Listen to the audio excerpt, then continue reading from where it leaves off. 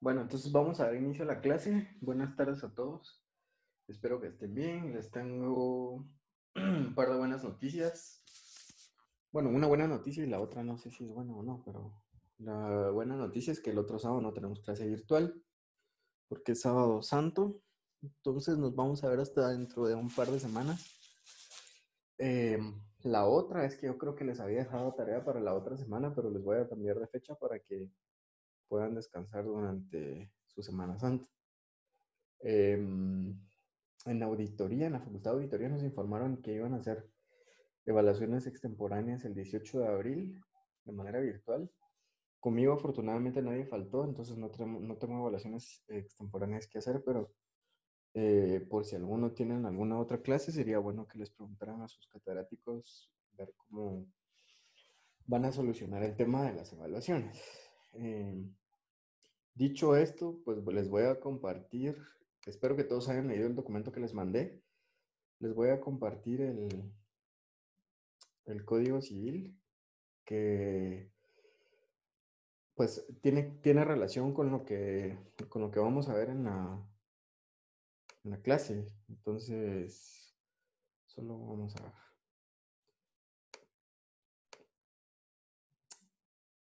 Entonces el Código Civil, solo confírmenme de nuevo si todos lo pueden ver, por favor. Sí, lo podemos ver. Muy bien, Sí, gracias. licenciado. Gracias, gracias. Selec. Entonces, Ahorita. a ver. Sí, lo puedo ver.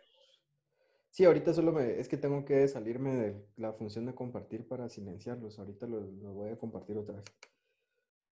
No es este. Vamos a ver. Entonces, fíjense ustedes que es uno de los primeros artículos donde ya tenemos que empezar a tener nociones de otras leyes. En este caso, el Código Civil. El Código Civil, como ya se los había tal vez mencionado en alguna clase, el derecho civil en otros códigos, como por ejemplo en el Código de Comercio, usa el término de derecho común para referirse al derecho civil. ¿De dónde proviene esa palabra o por qué derecho civil se llama así? Eh, pues la verdad es que no me quisiera meter en otras clases, pero les voy a contar. El derecho civil se llama así porque ya les contaba yo que nuestra tradición jurídica es romano-canónica porque viene pues de una tradición romana y, y que fue transferida a nosotros a través de la conquista. Entonces tenemos muchas instituciones, muchas palabras, muchos términos y muchas tradiciones jurídicas que nos fueron heredadas de Roma y de otros países de Europa, específicamente de Francia y de España. En Roma, para designarle a una ciudad que a su vez viene de la tradición griega, se le decía civitas y a los ciudadanos se les decía civiles. Entonces, básicamente el Código Civil tiene una palabra en español y una en latín y quiere decir el código de los ciudadanos, es decir, que las relaciones entre nuestros conciudadanos, entre nuestros compatriotas, entre todos los guatemaltecos, se rigen de una manera general a través del Código Civil. Es bien importante que ustedes entiendan para la clase de hoy que cuando las leyes usan el término de Estado civil, se refiere a la relación que tiene el ciudadano frente al Estado o con el Estado. Por eso se llama Estado civil. Estado civil básicamente lo que quiere decir es el estatus del ciudadano frente al Estado. Y muchas veces la ley solo lo usa como sinónimo de si estamos solteros, casados, etcétera, pero el Estado civil incluye, por ejemplo, el nombre, la edad, el sexo, si estamos casados o no. Entonces, todo eso es el Estado civil. Como los delitos con los que vamos a ver son delitos que alteran el estado civil de las personas, por eso es importante que antes que entremos a ver todo esto, nos vayamos a ver el Código Civil. No sé si ustedes ya llegaron a la parte de acá, si ya, pues me perdonan la repetición. Y si no, y si tienen alguna duda de lo que vamos a ver, si es algo completamente nuevo, pues también me lo pueden preguntar. Vamos a ver como primer punto el matrimonio. El matrimonio es una institución. Cuando ustedes estudien el matrimonio, si hay pues una buena clase de derecho civil, van a tener que estudiar varias teorías acerca de la naturaleza jurídica del matrimonio, porque los doctrinarios todavía no se ponen de acuerdo que, pues que en dónde se ubicaría el matrimonio. En algunos lugares piensan que es un contrato, en otros piensan que es un cuasicontrato, en otros piensan que es una institución y así. Y en Guatemala, afortunadamente, el mismo código para sacarnos de dudas nos da la solución y nos dice que es una institución. ¿Por qué el matrimonio es una institución? Y cuando el Código Civil habla de institución, no vayan a creer que se refiere a un edificio como los que nosotros conocemos, sino que las instituciones jurídicas son figuras del derecho en donde el Estado, lo voy a decir así de manera coloquial, pero por favor en el examen no me lo vayan a poner así porque me pasa que cuando explico esto me lo ponen literal como yo lo explico y yo lo explico así solo para que me entiendan, pero no es una definición en sí. En las instituciones el Estado pone las reglas del juego. En cambio en los contratos los particulares ponen las reglas del juego. ¿Cómo se demuestra que en el matrimonio el Estado pone las reglas del juego? Pues el Estado limita la edad en la que uno se puede casar, limita a las personas con las que uno se puede casar porque prohíbe casarse con, con personas que son parientes del mismo grado, con personas que no se han divorciado, etcétera. Todas esas reglas, entre comillas, que pone el Estado, hacen que el matrimonio sea una institución y no un contrato. Y ustedes saben que cuando una persona se quiere divorciar no hay una rescisión ni resolución contractual ni terminación de contrato, sino lo que hay es un divorcio que yo lo tengo que llevar a cabo a través de un proceso judicial. Es decir, yo no me puedo divorciar, solo puedo decir me divorcio ya, sino que tengo que seguir un proceso y el juez tiene que autorizar el divorcio. Entonces, como les estaba explicando, eh, déjenme compartir la pantalla otra vez. Como ya les estaba explicando en el Código Civil, nos define al matrimonio como una institución social por la que un hombre y una mujer se unen legalmente, con ánimo de permanencia y con el fin de vivir juntos, procrear, alimentar y educar a sus hijos y auxiliarse entre sí. Este artículo, a pesar de que, por ejemplo, el matrimonio homosexual no está prohibido, la definición misma del artículo tiene la prohibición porque dice que es una institución social por la que un hombre y una mujer se unen legalmente. Cuando las legislaciones aceptan el matrimonio entre personas del mismo sexo, lo que reforman es este artículo y únicamente le ponen es una institución social por la que dos personas se unen legalmente sin hacer distinción si son hombres o mujeres. Pero en Guatemala este es el artículo que, sin ser una norma prohibitiva express, prohíbe el matrimonio entre personas del mismo sexo. Dice con ánimo de permanencia y con el fin de vivir juntos, alimentar y educar a sus hijos y auxiliarse entre sí. Esta es la definición que hace el Código Civil del matrimonio. Ahí van a ver ustedes cuando ven su clase, cuando vean su clase de Derecho Civil, yo creo que se ve como en Derecho Civil 2 quizá, o no, o todavía se ve en Derecho Civil 1. Es uno de los artículos que cuando ustedes sean notarios y celebren un matrimonio civil, se tienen que leer obligatoriamente. El artículo 79 dice que el matrimonio se funda en igualdad de derechos y obligaciones y los artículos que siguen no nos van a servir eh, hasta, no nos van a servir para la clase de hoy hasta cuando empezamos a entrar a las formas en que, o a los impedimentos para contraer matrimonio. Entonces, si se dan cuenta, el artículo 88 dice casos de insubsistencia.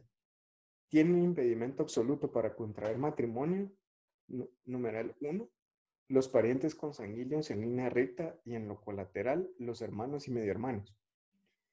Acuérdense ustedes que el Código Civil es del año 73, entonces todavía utiliza como términos muy de antes, muy ambiguos, como el de medio hermanos, porque medios hermanos, digamos que no existen legalmente los medios hermanos.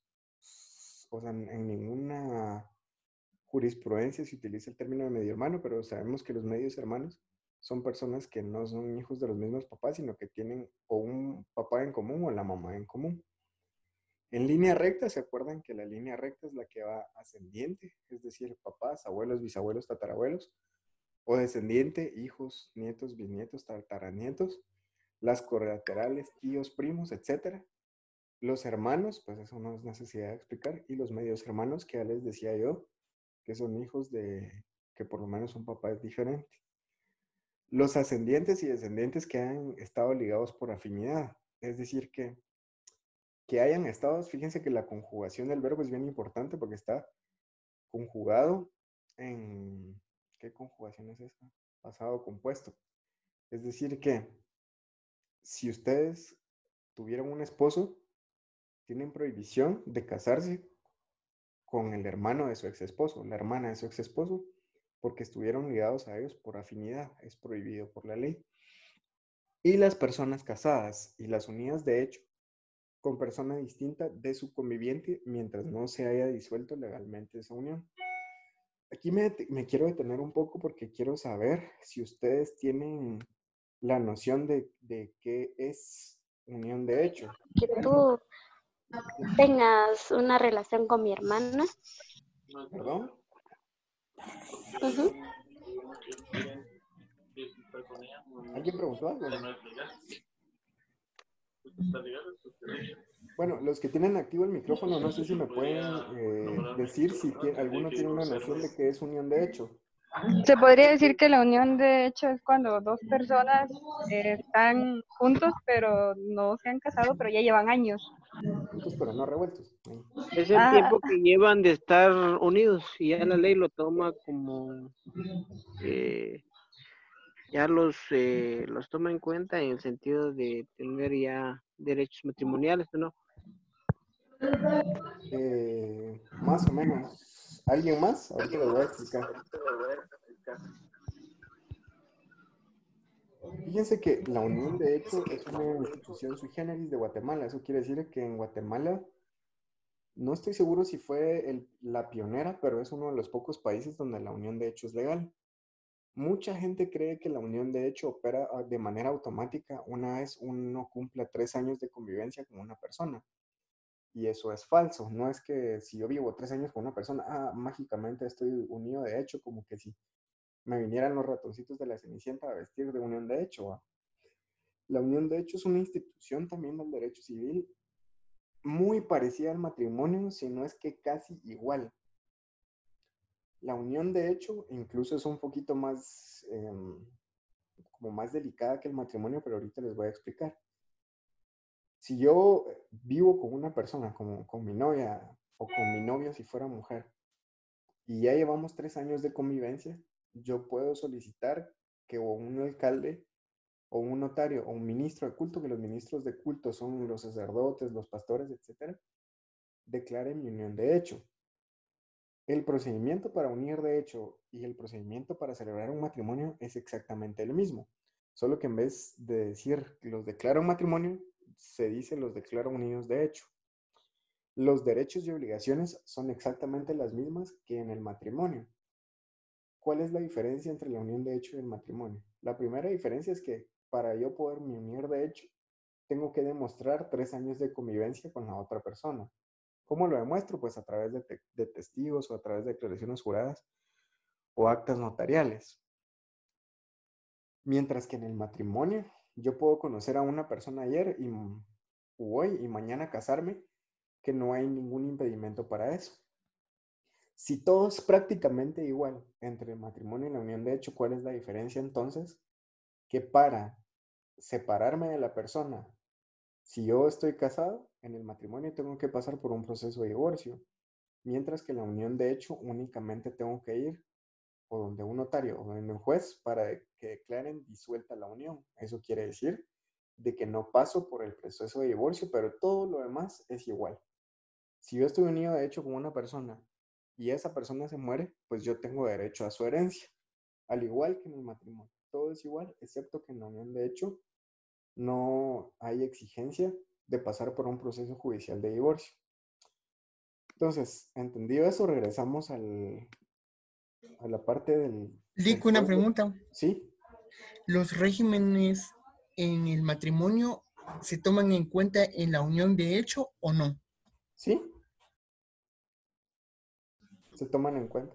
Es exactamente lo mismo. Todo lo del matrimonio y la unión de hecho es exactamente lo mismo, excepto los 3 años y el divorcio. Gracias, Lee. Nada. Entonces, voy a compartir de nuevo la pantalla para que miremos, para que sigamos viendo las disposiciones del código. Casi que va a ser una clase de civil esta también, pero la necesitamos para ver lo que vamos a ver del Código Penal hoy. Y luego dice la ilicitud del matrimonio. No podrá ser autorizado el matrimonio del menor de 18 años sin el consentimiento expreso de sus padres o del tutor, del varón menor de 16 años o de la mujer mayor de 14 años cumplidos, salvo que esto hubiera sido conseguido por la mujer y prestan su consentimiento a las personas que ejercen la patria potestad o la tutela.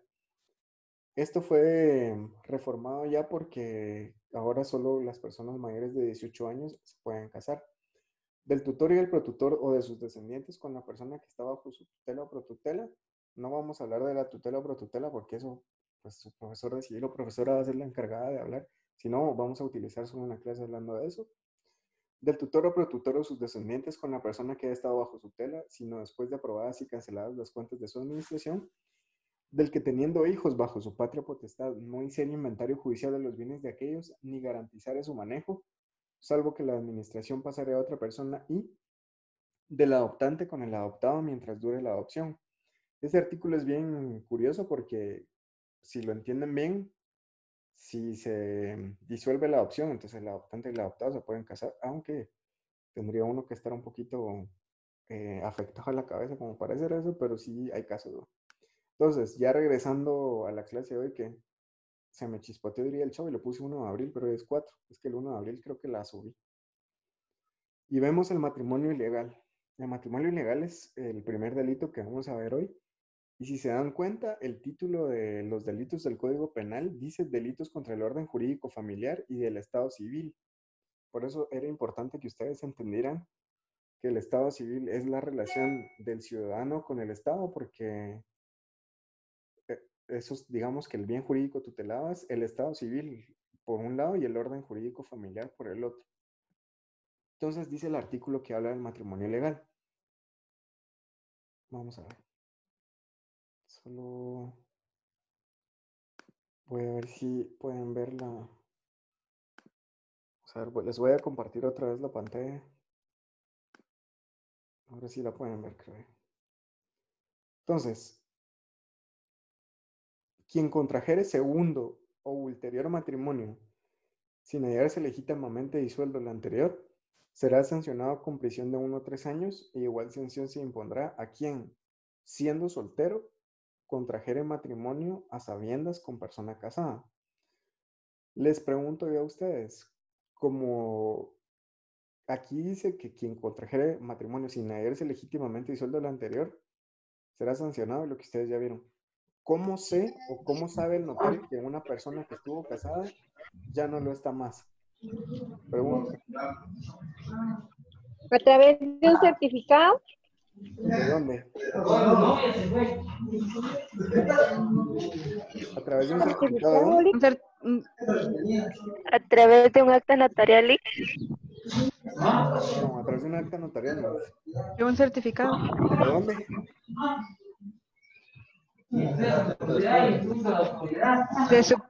Es que no se escucha.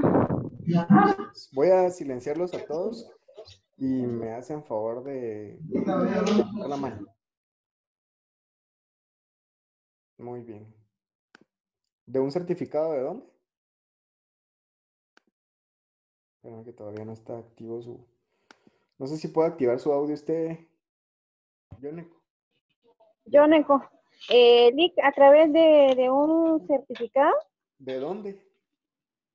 del RENAP, así como también se puede tener el certificado de que ya uno ya está casado, pues también tiene el certificado de la disolución del matrimonio. Muy bien, excelente. David. No sé si Iba a decir lo mismo. Ah, bueno. Jairo. Sí. Lick, ¿Sí?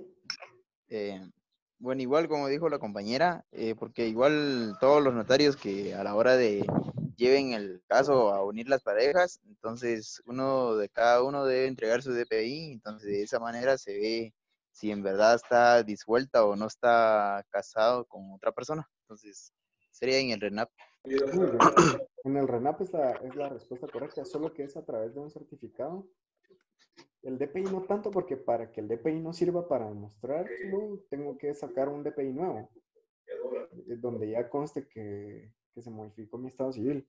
Ahora, algo que ustedes quizá no saben que es importante que sepan, es que a raíz de unas reformas que hubo en el Código Civil y Procesal Civil hace unos años, hay gente que como que puso apodo del divorcio express y creen que el divorcio lo pueden hacer los notarios y no es así. El divorcio solo puede aclararse mediante un juez. Sí existe el divorcio llamado entre comillas express y ahorita les voy a explicar en qué consiste. Cuando ustedes vean Derecho Procesal Civil, les va a platicar su profesor o profesora que existe un juicio que se llama juicio ordinario. El juicio ordinario, pues no les voy a decir los plazos, pero un juicio ordinario normal dura aproximadamente un año o año y medio, 2, dependiendo de si se interponen excepciones o no. Antiguamente solo se podía llevar un proceso de divorcio a través de un juicio ordinario, pero después se modificó y se instituyó el mal llamado divorcio express, y la diferencia es que en los divorcios express, lo voy a entrecomillar, los dos cónyuges se ponen de acuerdo en divorciarse, le presenta un escrito al juez pidiendo que los divorcie, el juez señala una audiencia, les pregunta si se quieren divorciar o si se quieren reconciliar.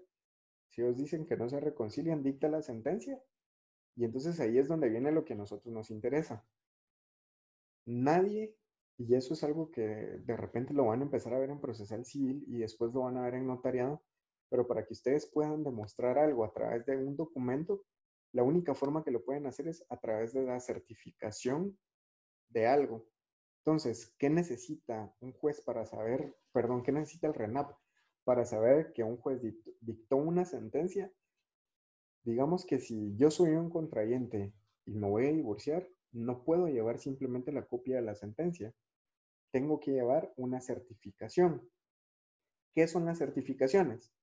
Las certificaciones son documentos en los cuales una persona que tiene fe pública, valga la redundancia, certifica o da fe que los documentos que él tiene a la vista se están sacando de sus originales. Entonces, ¿quiénes son los que tienen fe pública en los juzgados? Son los secretarios.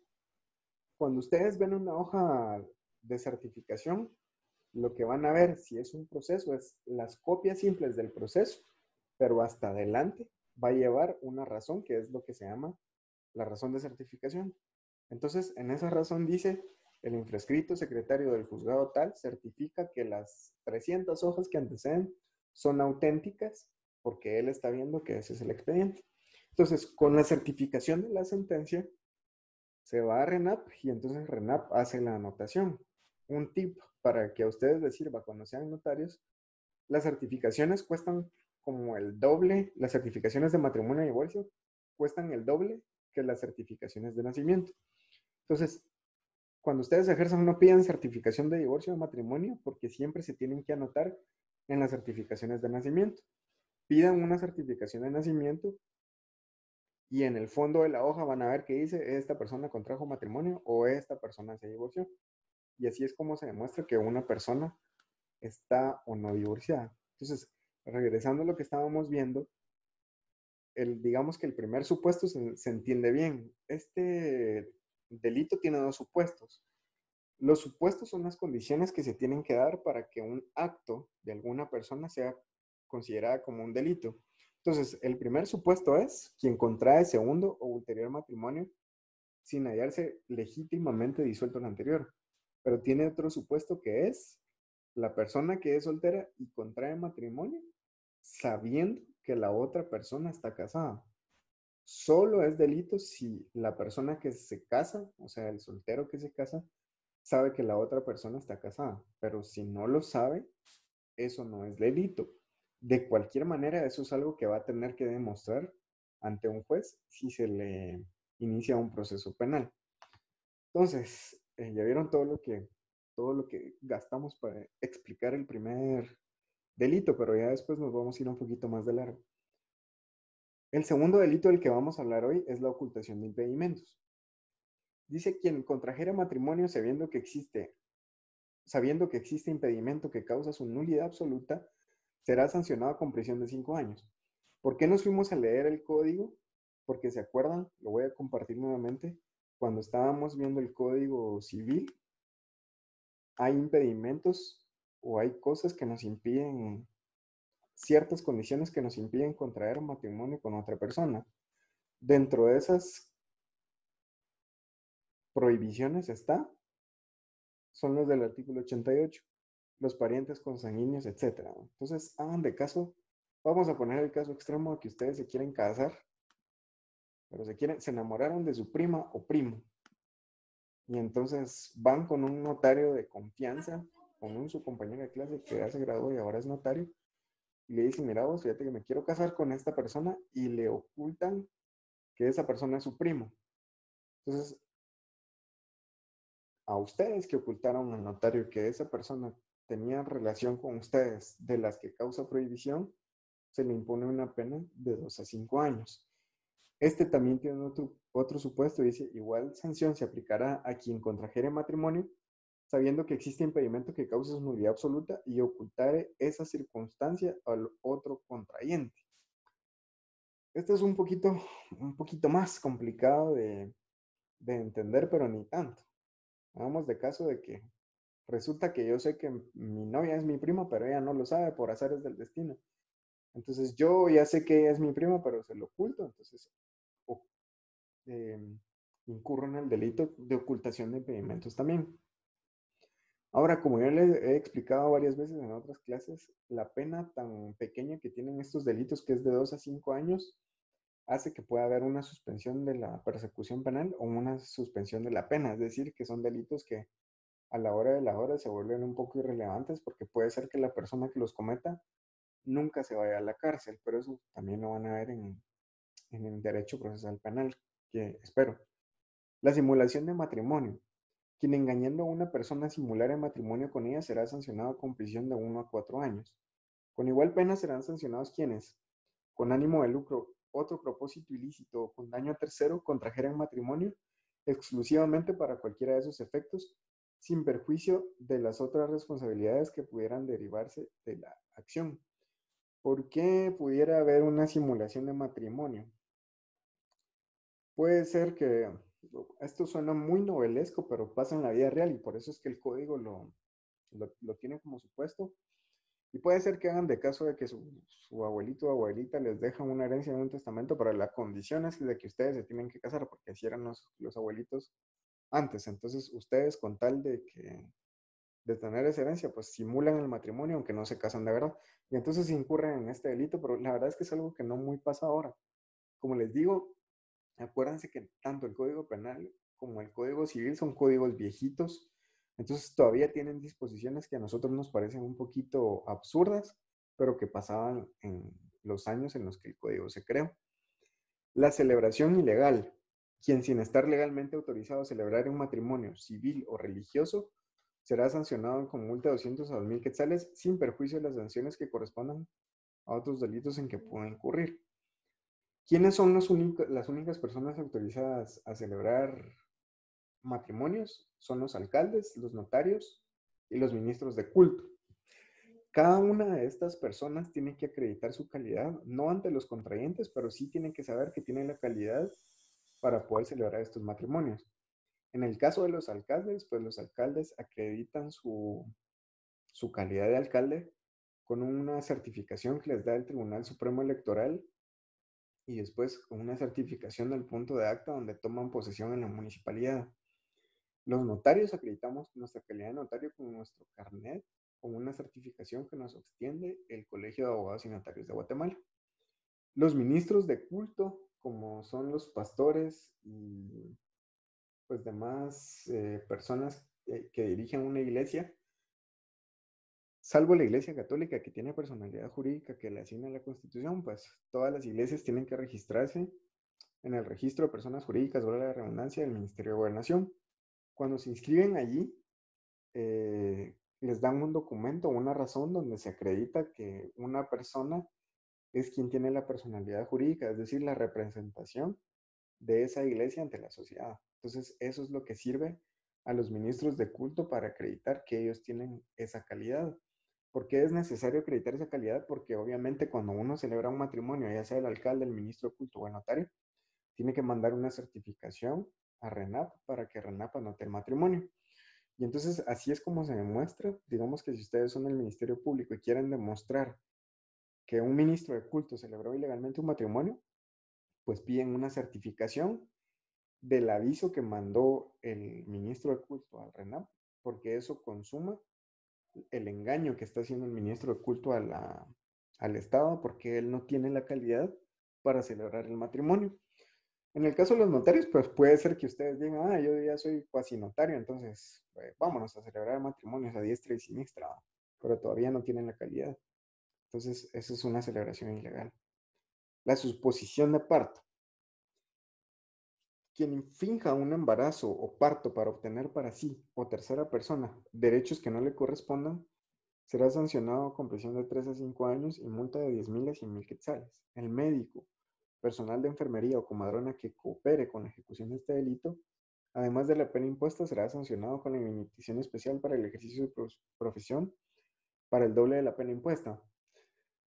¿Por qué razón alguien quisiera suponer un parto? Yo tuve un caso una vez donde había una persona que estaba embarazada y que no quería su bebé. Entonces había acordado, entre comillas, venderlo a otra persona. Esta otra persona, al final los agarran. Esta otra persona simuló haber estado embarazada y haber tenido el bebé cuando la que había estado embarazada era la persona a la que se lo estaba comprando. Y después consiguió, pues le pagó a unos doctores donde dijeran de que el bebé había nacido de la persona, que no era su mamá, para consolidar la inscripción en el RENAP. Al final descubrieron a todos y pararon procesados las personas que lo compraron, la mamá y el médico, por el delito de su posición de parto y supresión y alteración del estado civil, que después vamos a ver más a detalle qué es. Sustitución de un niño por otro. Quien sustituya a un recién nacido por otro será sancionado con prisión de 8 a 10 años y multa de 100,000 a 500,000 quetzales.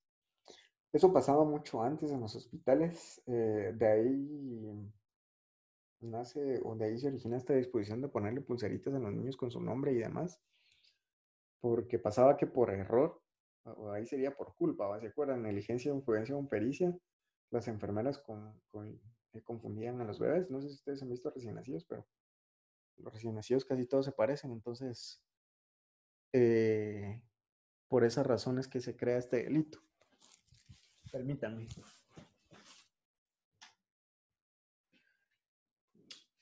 Este delito tiene una prisión de 8 a 10 años, entonces no permite que no haya una suspensión de la pena, sino que la persona que sustituye a un niño por otro, fijo va a ir a la cárcel y no hay posibilidad alguna de que pueda salir. Lo más que puede hacer un abogado en ese caso es que se le ponga la prisión de 8 años, pero es un delito bien fuerte, precisamente porque el hecho de que le sustituyan a un niño uno por otro debe ser una cuestión bien traumática.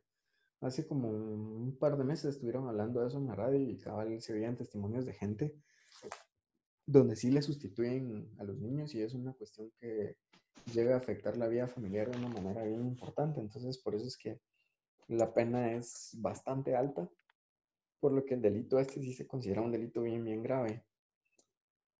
Después, la supresión y alteración del estado civil, que era lo que les estaba hablando. Será sancionado con prisión de 5 a 8 años y multa de 100,000 a 500,000 quetzales. Imagínense esa multa ustedes. ¿Quién falsamente denunciar o sin inscribir en el registro de las personas correspondiente cualquier hecho que cree o altere el estado civil de una persona o que a sabiendas se aprovechara de la inscripción falsa, ocultare o expusiera un hijo con el propósito de hacerlo perder sus derechos o su estado civil, e inscribiere o hiciera inscribir un nacimiento inexistente o proporcionara datos falsos de los progenitores. El funcionario público que a sabiendas autorice o inscribiere un hecho falso en el registro de personas correspondiente será sancionado de 6 a 10 años e inhabilitación para empleo o cargo público por el doble de la pena impuesta. Fíjense ustedes que la supresión y alteración del estado civil, si se dan cuenta, no habla aquí de solteros o casados, ¿va? Sino simplemente es alterar el estado civil de una persona. Tómese en cuenta eso, sexo, edad, de si soy hijo de una persona, etcétera, constituye una alteración del estado civil, alterar el estado civil de las personas. Cuando dice, por ejemplo, ocultar o expusiera a un hijo con el propósito de hacerlo perder sus derechos o su estado civil, háganme caso de que cuando ustedes vean civil, uno de los primeros artículos de los que habla el código es de la incapacidad, ¿va? La incapacidad o la declaratoria del estado de interdicción lo que provoca es que un hijo pierda sus derechos civiles y no pueda celebrar contratos, o una persona, no solo un hijo, cualquier persona. Entonces, por ejemplo, el hecho de querer tratar uno de inscribir con ayuda de otras personas la declaratoria de interdicción es una supresión o alteración del estado civil. ¿Qué pasa con la pena en este caso? Que eso también lo van a ver en procesal civil, en procesal penal, perdón, que tiene mucha importancia para la comprensión de este delito. 100,000 a 500,000 es una pena muy alta. Entonces, hay un artículo del Código Procesal Penal que establece que por cada quetzal que uno quiera, es un artículo que se llama conversión, es convertir la multa en días de cárcel. Por cada quetzal son 2 días de cárcel. Imagínense ustedes, si los condenan a 100,000 quetzales de multa, ¿cuántos días de cárcel van a hacer? Entonces, prácticamente es como una especie de cadena perpetua eso, a menos que uno pues consiga el dinero. La usurpación del estado civil. Quien usurpare el estado civil de otro será sancionado con prisión de 2 a 5 años. Este delito de usurpación del estado civil, a pesar de que es una línea, a veces cuesta mucho comprenderlo cuando uno es estudiante porque no se imagina uno qué es la supresión, la usurpación, perdón, del estado civil. Eso es bien fácil. Me tocó también un caso bien curioso donde habían 2 hermanos que se parecían mucho, estaban peleados y resulta, pero eso fue hace mucho tiempo porque todavía se usaba cédula de vecindad. Y resulta que, digamos, que los voy a nominar el hermano A y B. El hermano A ya era graduado universitario y tenía, digamos que un muy buen currículum y era catedrático. Y el otro no, el otro había decidido no estudiar y pues estaba queriendo conseguir trabajo. Entonces, un día fueron a la casa de sus papás, a la casa en común, y resulta que el hermano A se encontró con unos documentos del hermano B y fue a pedir trabajo como que si fuera su hermano y se lo dieron precisamente porque creían que era la otra persona porque se parecían mucho. Entonces ahí hubo una usurpación del estado civil porque acuérdense que el estado civil es el nombre, la edad, el sexo, la nacionalidad, etc. Entonces, en ese caso, usurpó el nombre. Entonces, para comprender esto es, si yo usurpo cualquiera de las calidades de otra persona, voy a ser sancionado con prisión de 2 a 5 años. La adopción irregular. Algo que es necesario mencionar en este delito de adopción irregular es que antes la adopción estaba regulada en el Código Civil, pero a raíz que hubo lamentablemente muchos notarios que vendían, lo voy a decir entre comillas, a bebés, entonces se creó una ley especial que es la ley de adopciones y se endurecieron los mecanismos para dar adopciones y para adoptar. Este delito dice, ¿quién, para obtener la adopción de una persona para sí mismo, brinde o prometa a una persona o a tercera persona un beneficio económico o de cualquier otra naturaleza, independientemente que logre el propósito, será sancionado con prisión de 3 a 5 años y multa de 20,000 a 100,000 quetzales? Las penas impondrán sin perjuicio de las penas que puedan corresponder por la comisión de otros delitos. Fíjense que la adopción irregular es uno de los delitos más curiosos porque se acuerdan que, por ejemplo, está el homicidio y la tentativa de homicidio. La tentativa de homicidio es haber querido matar a alguien y no lograrlo. Los delitos por tentativa tienen menos pena que los delitos consumados, pero en el caso de la adopción irregular no permite que haya tentativa porque esta tercera línea dice independientemente que logre el propósito. Lo que quiere decir es que solo con el hecho de tratar de hacer una adopción irregular ya se consumó el delito, lo logre o no. Entonces es un delito no solo curioso, sino bien fuerte también. El incumplimiento de deberes. El incumplimiento de deberes, si ustedes se dedican a lo penal, es uno de los delitos que más van a defender, porque es uno de los delitos que más se cometen. Por lo menos el primero, que se llama negación de asistencia económica. Ahorita les voy a explicar de qué consiste eso, porque también está íntimamente ligado a unas disposiciones del Código Civil a las que vamos a ver también. Dice, quien estando obligado legalmente, y eso es algo que tienen que como que subrayar ustedes en su mente, esta palabra, esta frase, de estando obligado legalmente a prestar alimentos, en virtud de sentencia firme o de convenio que conste en documento público o auténtico, se negare a cumplir con tal obligación después de ser legalmente requerido. Será sancionado con prisión de 6 meses a 2 años, salvo que probare no tener posibilidades económicas para el cumplimiento de su obligación. El autor no quedará eximido de responsabilidad penal por el hecho de que otra persona los hubiere prestado. Entonces, voy a compartir la parte del Código Civil donde habla de alimentos, porque como les decía, es un delito que se comete con bastante recurrencia, pero también tiene sus particularidades y es algo que ustedes van a tener que defender muy seguido, o aunque no se dediquen a lo penal, pues son cosas que son bastante comunes entre los abogados, ¿no? Entonces vamos a ver. La materia de alimentos está regulada a partir del artículo 278 del Código Civil. Esto es bien importante, el concepto de alimentos, porque aquí nos salen todas las dudas que pudiéramos tener, porque mucha gente cree que los alimentos son solo comida, pero el mismo código nos dice que la denominación de alimentos comprende todo lo que es indispensable para el sustento, habitación, vestido, asistencia médica y también educación e instrucción del alimentista cuando es menor de edad. El alimentista es la persona que tiene derecho a recibir alimentos, es decir, que si ustedes son menores de edad, ustedes son alimentistas y sus padres son alimentantes. Eso se refiere a que ellos les tienen que dar habitación, vestido, asistencia médica, etc. El artículo 279 dice, los alimentos han de ser proporcionados a las circunstancias personales y pecuniarias. Pecuniarias quiere decir económicas de quien los debe y de quien los recibe y serán fijados por el juez en dinero. Al obligado se le puede permitir que los alimentos los preste de otra manera cuando, a juicio del juez, medie razones que lo justifiquen. Voy a explicar esto de alimentos ya solo con esto que leímos del artículo, porque ya solo con esto pues podemos empezar a deducir cómo opera el delito de negación de prestación de alimentos. Para esto tengo que explicarles cómo es que funcionan los juicios de alimentos, quién los inicia y cómo es que sucede en la vida real.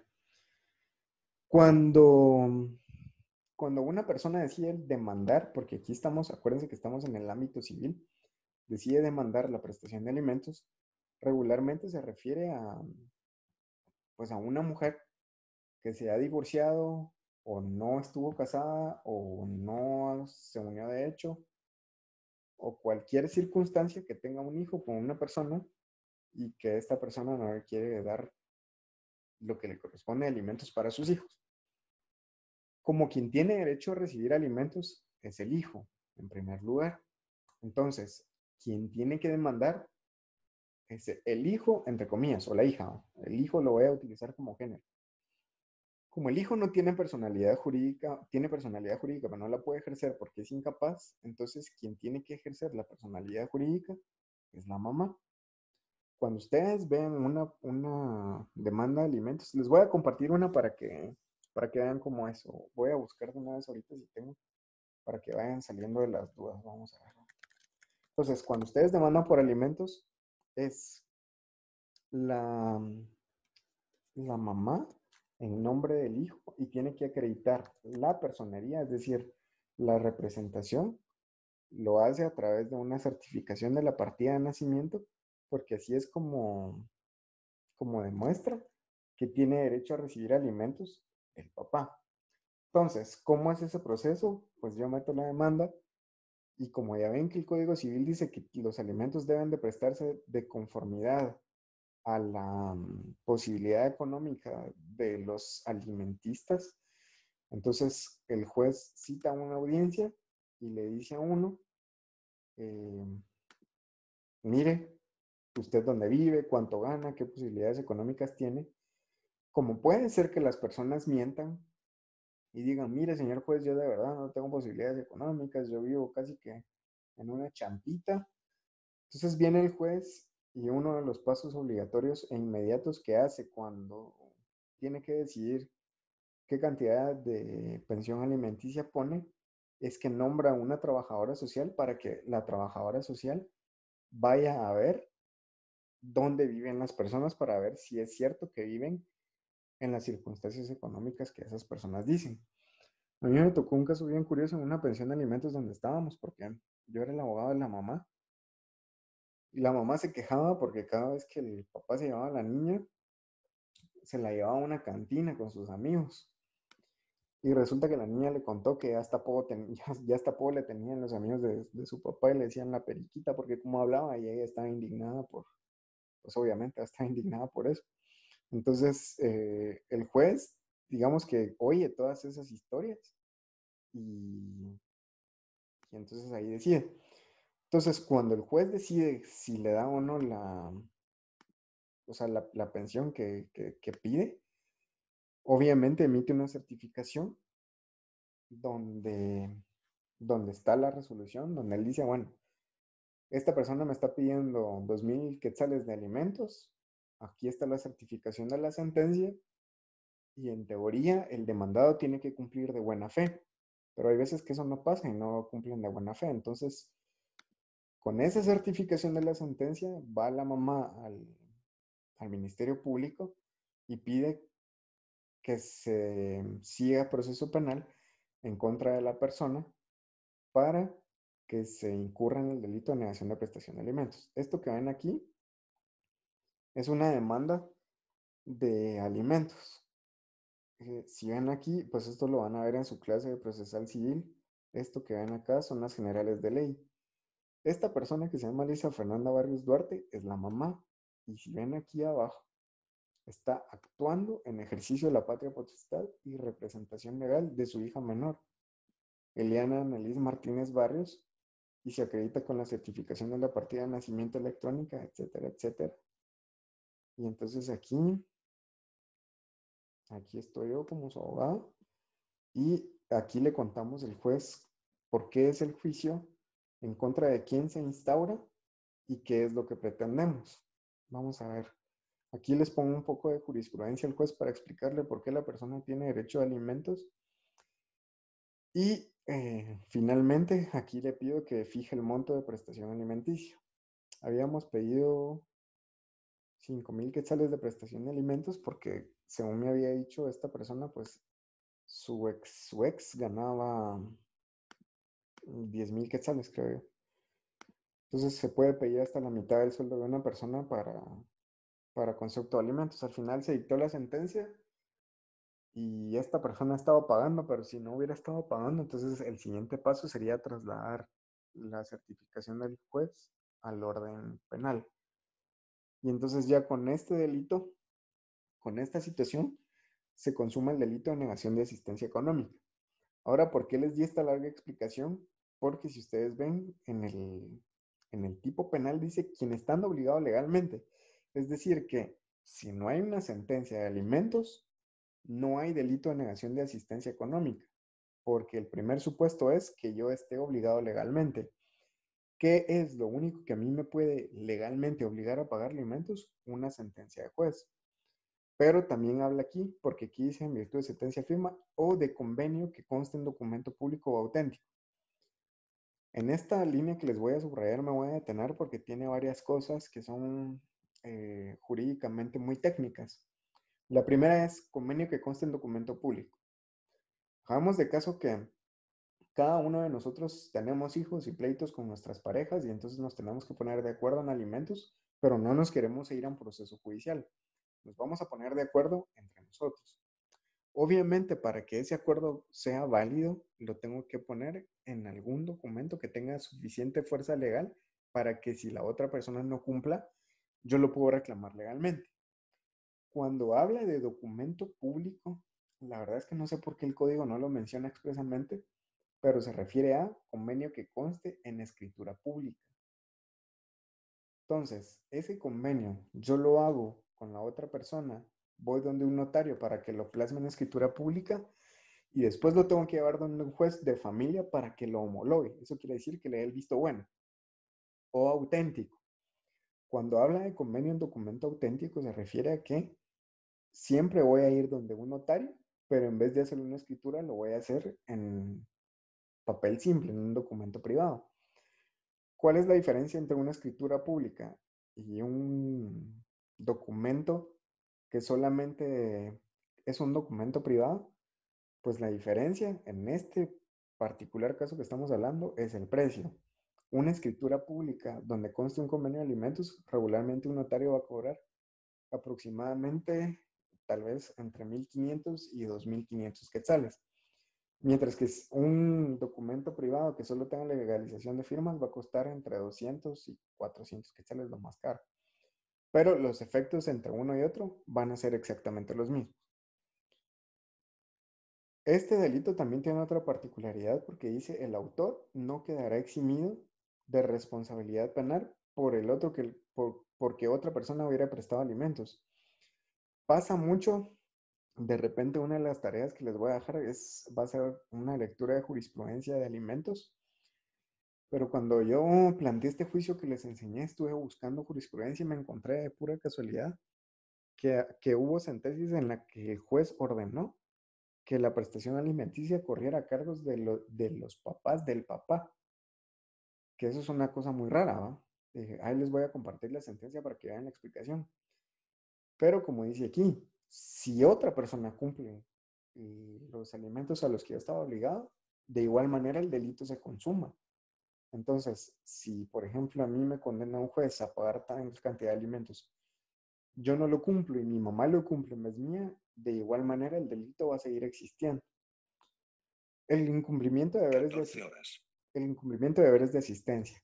Quien estando legalmente obligado incumpliere o descuidado los derechos de cuidado y de educación con respecto a descendientes o a personas que tengan bajo su custodia o guarda, de manera que estos se encuentren en situación de abandono material y moral, será sancionado con prisión de 2 meses a 1 año. En este caso, hagan de caso de que nos vamos a poner en el plano de la mamá. La mamá recibe la cuota de alimentos por parte del papá, pero en vez de comprarle alimentos a sus hijos, se los gastan en otra cosa. Y entonces los pobres niños se están muriendo de hambre. Entonces igual incurren en el delito que se llama incumplimiento de deberes de asistencia. Y eso es. Eximente por cumplimiento. En los casos previstos en los 3 artículos anteriores quedará exento de sanción quien pagar alimentos debidos y garantizar suficientemente conforme a la ley el ulterior cumplimiento de las obligaciones. Aquí, ¿cuál es la diferencia con el último párrafo de la negación de prestación? Aquí no es otra persona quien nos presta, sino soy yo mismo. Y cuando dice y garantizar suficientemente el ulterior cumplimiento de sus obligaciones, les voy a contar qué pasa en los juicios de divorcio cuando hay que garantizar las obligaciones respecto a los hijos. Es que el juez le pregunta a uno, bueno, ¿cómo va a garantizar el cumplimiento de los hijos? Ah, señor juez, yo con mi salario. Pero eso no es suficiente porque uno se puede quedar sin trabajo en un rato para otro. Entonces le dice, bueno, señor juez, aquí tengo el título de propiedad de mi carro, aquí tengo el título de propiedad de mi vehículo o de un terreno. Entonces, si en algún momento yo dejo de cumplir con mis obligaciones, se puede ejecutar o se puede pedir la venta o que se subaste este vehículo, este inmueble o lo que yo deje de garantía para cumplir con los alimentos de los que yo tengo obligación. Y así es como se satisface ese requisito. Entonces, como ya terminamos los delitos de esta parte, voy a activar el audio para que, o por favor levanten la mano si a alguno de ustedes les quedó alguna duda, tienen algún comentario que hacer.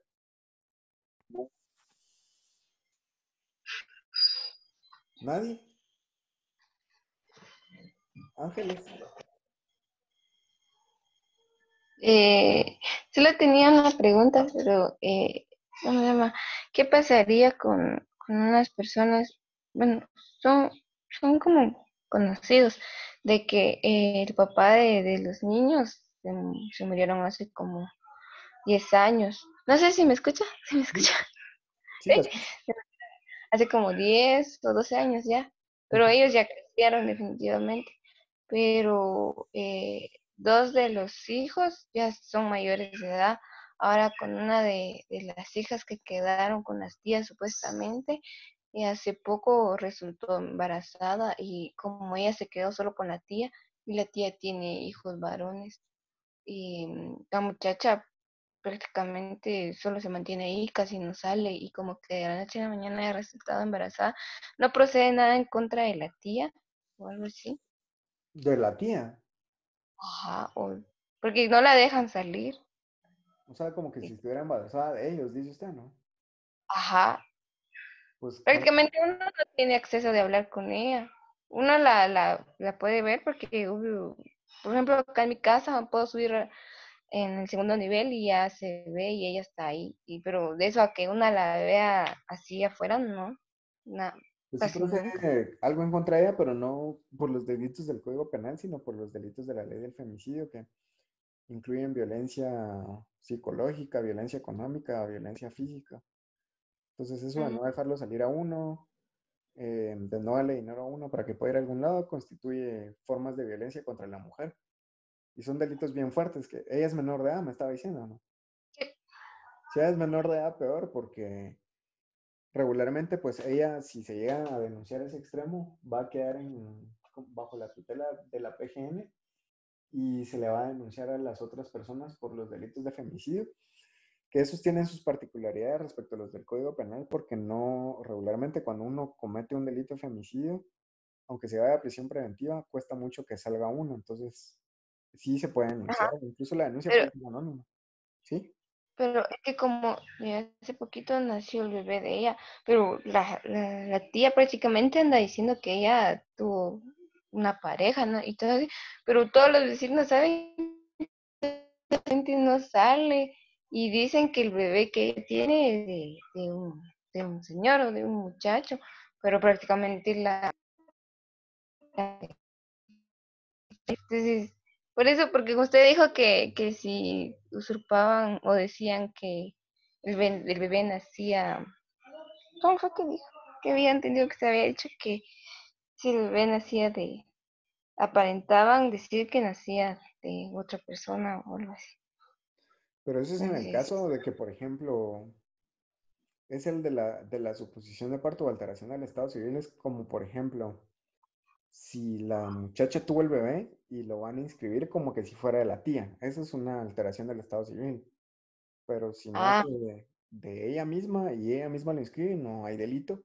O sea, no existe ese delito, pero sí pueden haber otros, ¿no? Como lo que ajá, decía de femicidio y demás.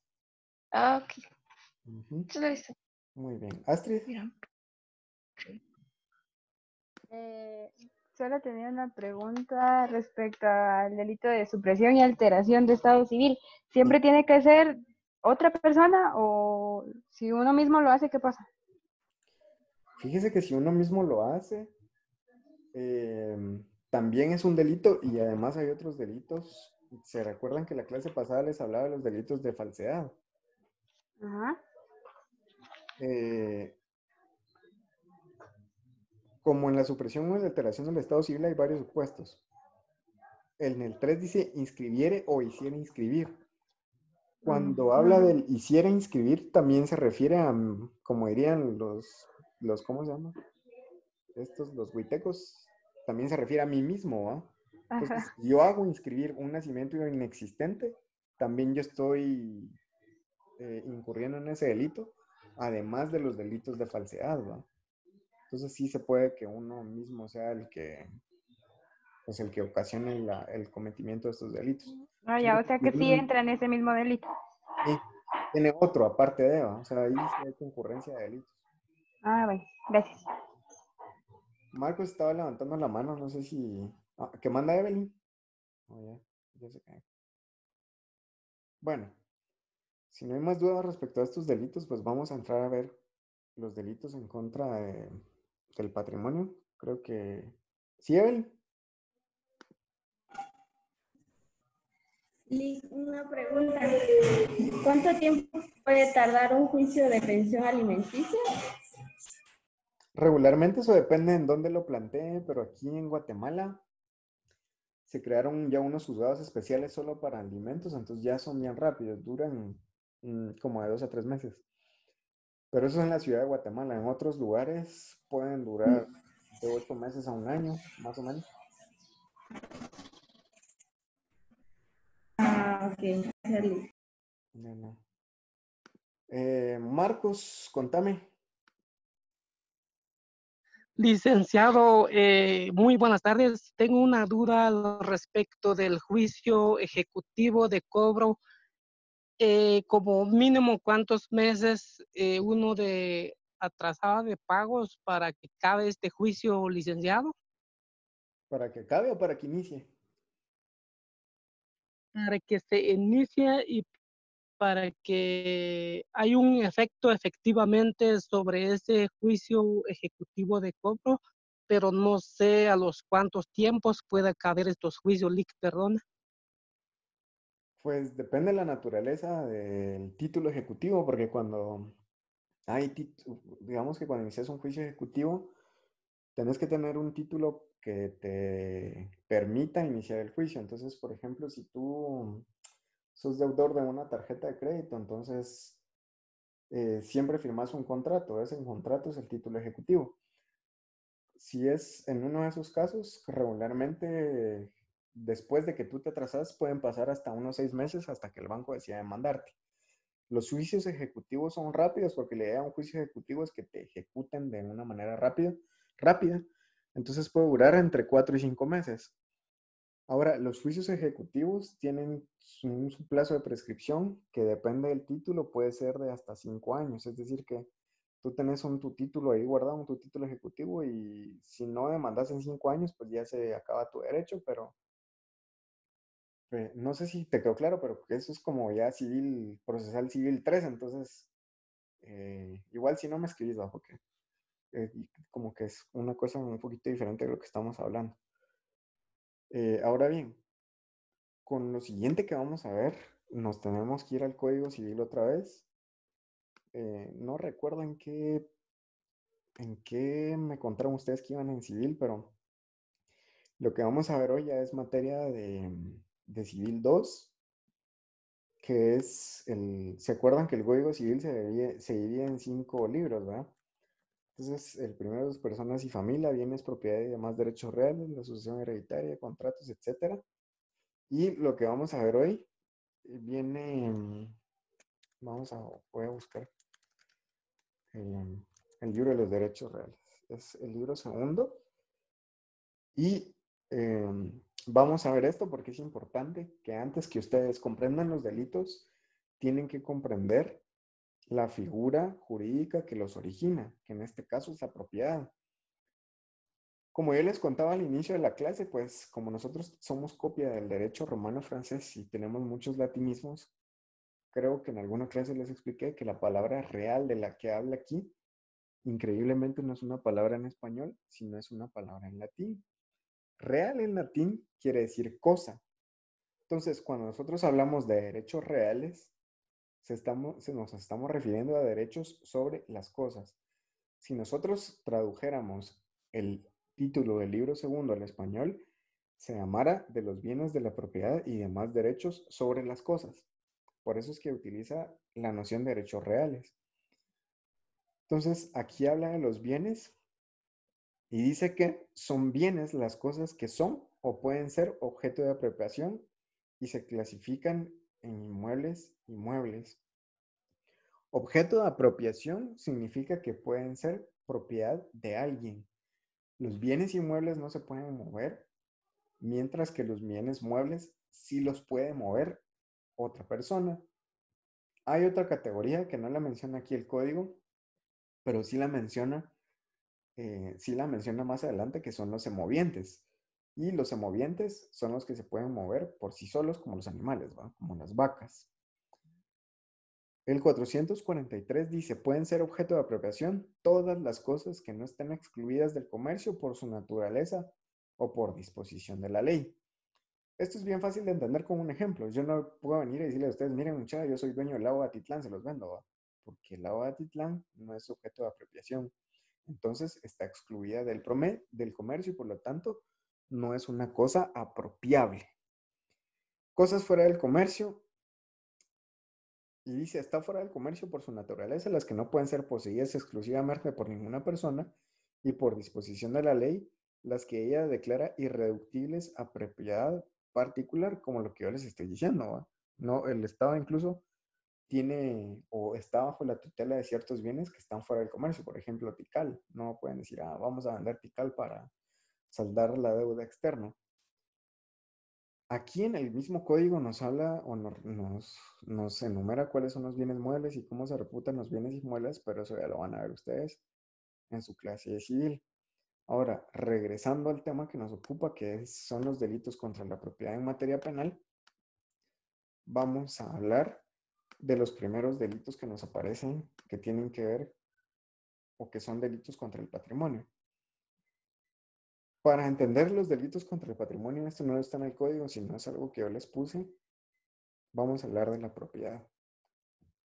No recuerdo si en alguna clase se los mencioné, pero se los menciono. Si es de nuevo, discúlpenme, y si no, pues lo van a oír por primera vez.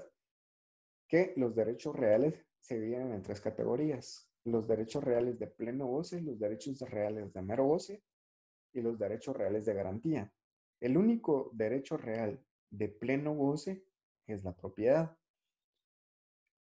La definición técnica jurídica de derecho real es el poder jurídico inmediato y directo que se ejerce sobre una cosa. Básicamente, un derecho real es el derecho que yo tengo sobre una cosa. El único derecho real completo que hay es la propiedad. Porque con mi propiedad yo puedo hacer lo que yo quiera. La segunda división, que son los derechos reales de mero goce, es el uso, la habitación, el usufructo y la servidumbre, y los derechos reales de garantía son la prenda y la hipoteca. La propiedad es el hecho o circunstancia de poseer alguien cierta cosa y poder disponer de ella dentro de los límites legales. El patrimonio es el conjunto de bienes propios de una persona, de una institución susceptibles de estimación económica. Es decir, que la propiedad viene siendo como una unidad y el patrimonio es el conjunto de unidades. Es decir, que el patrimonio incluye varias propiedades que yo tengo. Si yo tengo un carro, es de mi propiedad, pero si yo tengo 2 carros, eso es mi patrimonio. La posesión es el hecho o circunstancia de poseer algo. ¿Cuál es la diferencia entre propiedad y posesión? La posesión no implica propiedad, pero la propiedad sí implica posesión. Por ejemplo, si yo le presto mi carro a alguien, esa persona mientras lo maneje va a tener su posesión, pero no su propiedad. Y esa es la diferencia entre ambas. La sustracción quiere decir robar algo sin violencia y generalmente de forma oculta o fraudulenta. Y conocidos estos conceptos generales, pues ya entramos a los delitos en sí. El hurto, y dice, quien tomare sin la autorización, sin la debida autorización, cosa mueble, total o parcialmente ajena, será sancionado con prisión de 1 a 6 años. Aquí les voy a hacer una pregunta que a mí me parece muy lógica, pero que de repente no lo es, para ver quién me contesta, y es, ¿por qué razón el código únicamente menciona a los bienes muebles en el hurto? ¿Alguien que me lo pueda contestar? Bienes muebles. ¿Puede repetir la pregunta, por favor? Sí, ¿por qué cuando el código habla del hurto, dice sin la debida autorización cosa mueble? ¿Por qué solo menciona los bienes muebles? Porque es lo... Porque, perdón, ¿porque es lo qué? Ay, alguien estaba hablando y se me cortó. ¿Perdón? ¿Quién había dicho algo? Tal vez, Lick, porque una casa no se puede mover si quiere hurtar una casa. En cambio, si quiere hurtar, por ejemplo, un teléfono, sí es. Cabal, esa es la respuesta. Cuando habla del hurto, no menciona bienes inmuebles porque no me imagino a alguien metiéndose en una casa o una bolsa, ¿no? Entonces, esa es la razón por la cual el hurto es exclusivamente de bienes muebles. El hurto agravado, cuando habla de, o cuando el código, digamos, cambia el tipo penal para volverlo agravado, es porque hay ciertas circunstancias que, como el nombre lo dice, lo hacen más grave. Y entonces ya no es un delito tan sencillo y por lo tanto va a tener una pena mayor.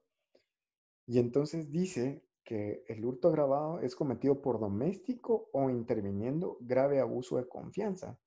Es decir, que las empleadas domésticas, si roban algo de la casa, o hurtan, voy a utilizar el término técnico correcto, o alguien que vive en la casa y hurta algo, eso se convierte en un hurto agravado precisamente porque hay un grave abuso en la Con la confianza pistola, sí. que le teníamos a esa persona. Ya está hablando Norman de pistolas, ¿eh? Tranquilo, Norman.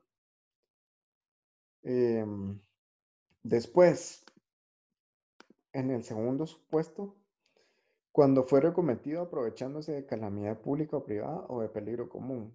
Este ejemplo lo podemos usar perfectamente en la situación que estamos viviendo, pero muy comúnmente se puede ver, por ejemplo, que cuando en otros países, he visto yo más, aquí no tanto, cuando hay incendios o cuando hay terremotos, la gente aprovecha para saquear comercios. Entonces, eso se llama hurto agravado. Cuando se cometiera en el interior de casa, habitación o morada para ejecutarlo de la gente, se quedara subrepticiamente en edificio. Subrepticiamente es algo así como a escondidas o lugar destinado a habitación. Esta circunstancia agravante no se aplicará cuando el hurto concursare con el de allanamiento de morada. Es decir, que estoy adentro de la casa y me quedo ahí con el fin de hurtar algo. A eso se refiere este tercer numeral. Cuarto, cuando se cometiera usando ganzúa, llave falsa u otro instrumento semejante o llave verdadera que hubiese sido sustraída, hallada o retenida. Cuando participaran en su comisión dos o más personas, una o varias fingiéndose autoridad, o jefes o empleados de un servicio público. Yo sí conocí un caso donde había gente que fingía, por ejemplo, ser los del agua salvavidas y cuando ya estaban dentro de la casa, hurtaban cosas. Entonces, eso es hurto agravado. Cuando el hurto fuera de objetos o dinero de viajeros y se realiza en cualquier clase de vehículos o en estaciones, muelles, hoteles, pensiones o casa de huéspedes. Cuando fuera de cosas religiosas o militares de valor científico, artístico o histórico o destinados al uso u ornato públicos. Gerardo. Si el hurto fuera de armas de fuego, si el hurto fuera de ganado, cuando los bienes hurtados fueran productos separados del suelo, máquinas o accesorios o instrumentos de trabajo. Lo voy a silenciar a Germán.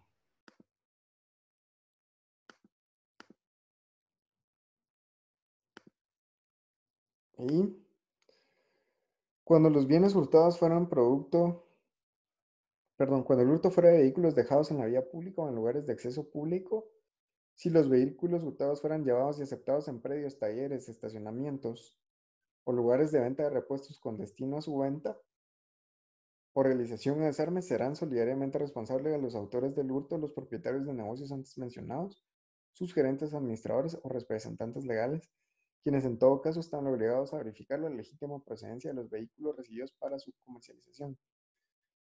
Esto es bien común, por lo menos aquí en la capital, que se hurten vehículos. De hecho, el primer vehículo que tuve me lo hurtaron así, lo dejé en la calle y cuando salía no estaba. Y regularmente pues los llevan a deshuesar, los llevan aquí, que es para desarmarlos y vender las partes que les sale más rentable a ellos que vender el carro completo. El hurto de uso. ¿Quién, sin la debida autorización, tomare una cosa mueble total o parcialmente ajena con el propósito de usarla y efectuare su restitución en circunstancias que claramente lo indiquen, o se dedujere la naturaleza del hecho dejando la cosa en condiciones y lugar que permitan su fácil y pronta recuperación, será sancionado con multa de 200 a 3,000 quetzales, sin perjuicio de las responsabilidades resultantes de los daños causados a la cosa. Cuando el hurto de uso se cometiera para efectuar plagio o secuestro con fines o propósitos subversivos, se impondrá al responsable prisión de 2 a 5 años, sin perjuicio de las responsabilidades que correspondan a otro delito. Pues el hurto de uso es prácticamente tomar prestada una cosa y devolverla y solo usarla.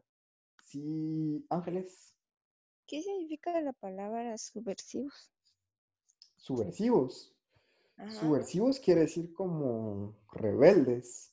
Por ejemplo,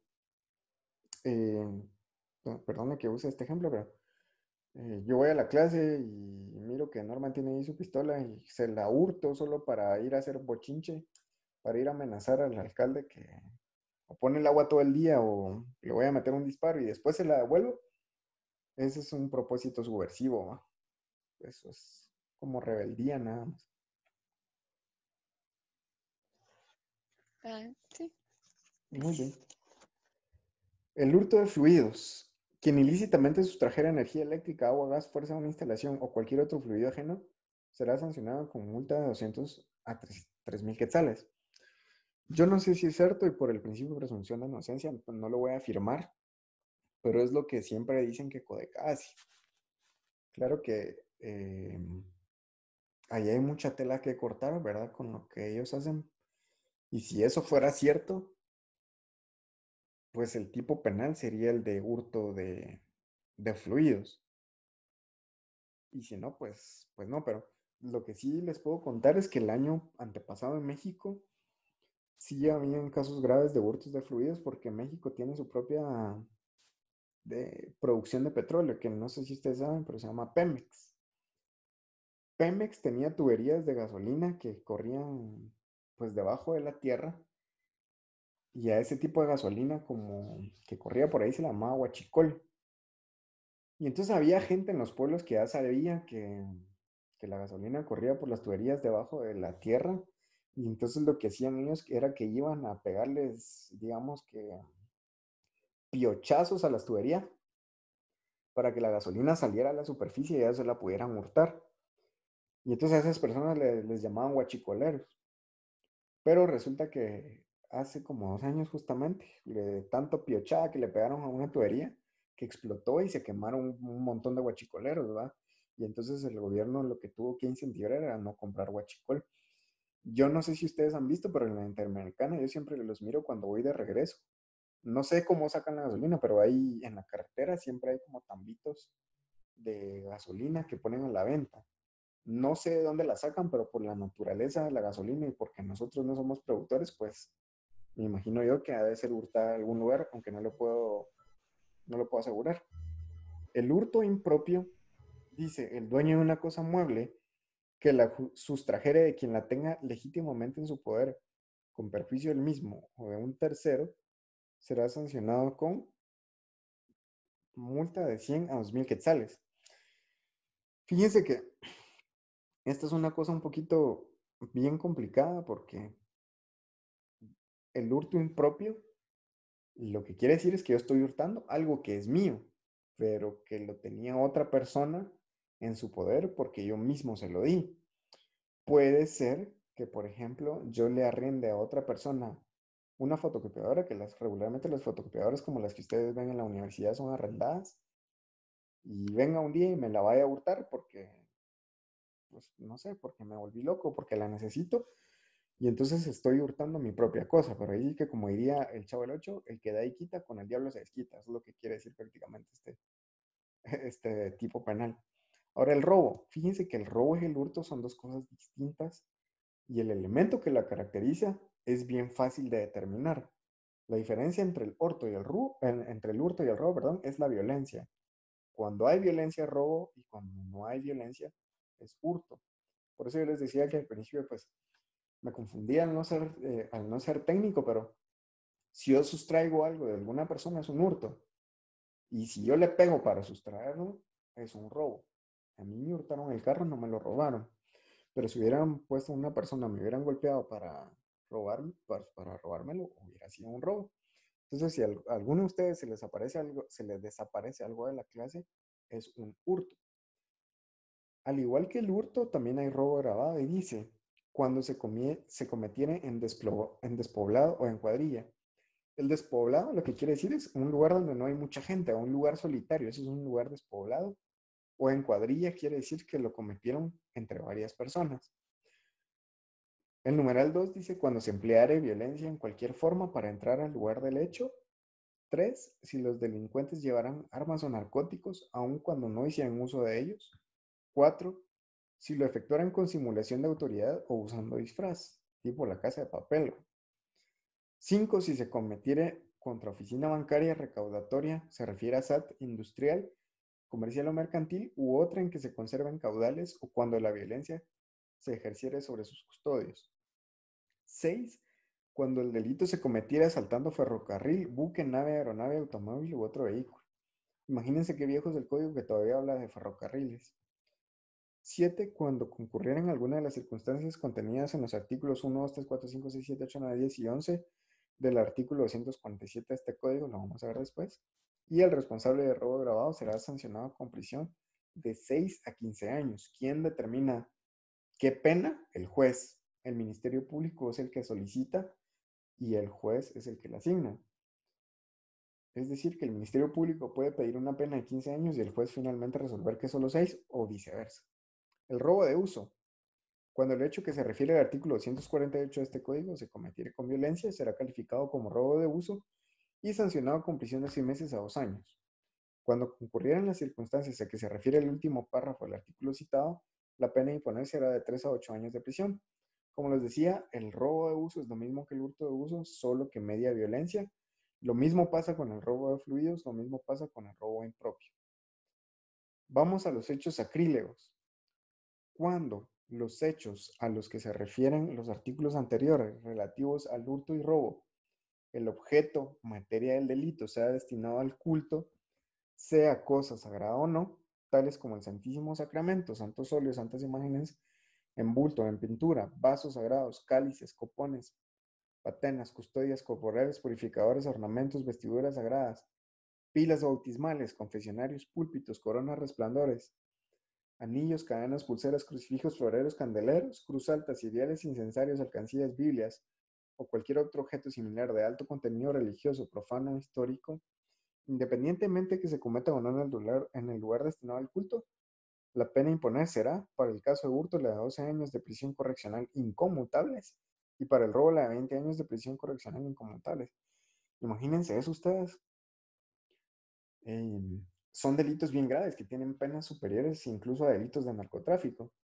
¿Por qué es esto? Recuérdense que yo les comenté que tanto el Código Penal como el Civil son códigos viejísimos y en la época en que se crearon los códigos, tanto penal como civil, la sociedad guatemalteca era una sociedad profundamente religiosa y sobre todo católicamente religiosa. Ahora ya se invirtieron los papeles porque, por ejemplo, hasta los años 80, casi el 90 o 95% de la población era católica y ahora ya es superior la población que profesa, digamos, la doctrina evangélica que la católica. Entonces, además, yo no me imagino a alguien corriendo con una pila bautismal, pero de todos modos está el delito tipificado. La usurpación. La usurpación dice, comete el delito de usurpación quien, con fines de apoderamiento o aprovechamiento ilícitos, despojare o pretendiere despojar a otro de la posesión o tenencia de un bien inmueble o un derecho real constituido sobre el mismo, o quien ilícitamente con cualquier propósito invada u ocupe un bien inmueble. La permanencia en el inmueble constituye flagrancia en este delito. La policía, el Ministerio Público o el juez están obligados a impedir que los hechos punibles continúen causando consecuencias ulteriores, ordenándose o procediéndose según corresponda el inmediato desalojo. El responsable de usurpación será sancionado con prisión de 1 a 3 años. Sin querer ahondar en materia procesal civil, este delito de usurpación es bien fácil de entender. Cuando, por ejemplo, ustedes tienen un contrato de arrendamiento, el contrato de arrendamiento se vence, los arrendatarios no quieren salir del bien inmueble, entonces con el objeto de evitar de tener que plantear un juicio de desocupación, porque son juicios larguísimos, ¿qué hago yo como propietario del bien? Voy al Ministerio Público, pongo la denuncia de usurpación. Ya ven que dicen que el hecho de habitar el bien inmueble o la permanencia en el inmueble constituye flagrancia. Entonces, lo único que voy es al MP, pongo la denuncia, el Ministerio Público le dice a la policía que se asesore si es cierto, y si la policía ve que sí es cierto, para afuera a los usurpadores, sin necesidad que yo tenga que iniciar el juicio de arrendamiento. Pero esto es una vez el contrato haya sido vencido. o no haya sido renovado. Porque si no se ha vencido o yo lo renové, entonces tengo que iniciar un juicio de desocupación.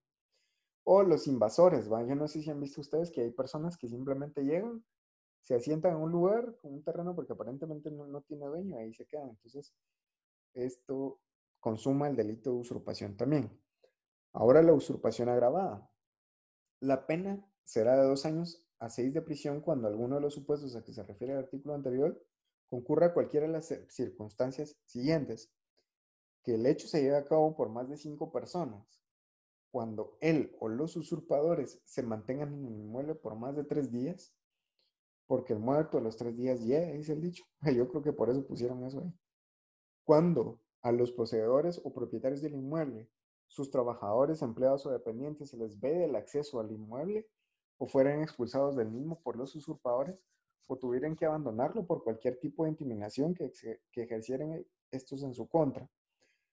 Cuando el hecho se lleve a cabo mediante hostigamiento, desorden, violencia, engaño, abuso de confianza, clandestinidad o intimidación.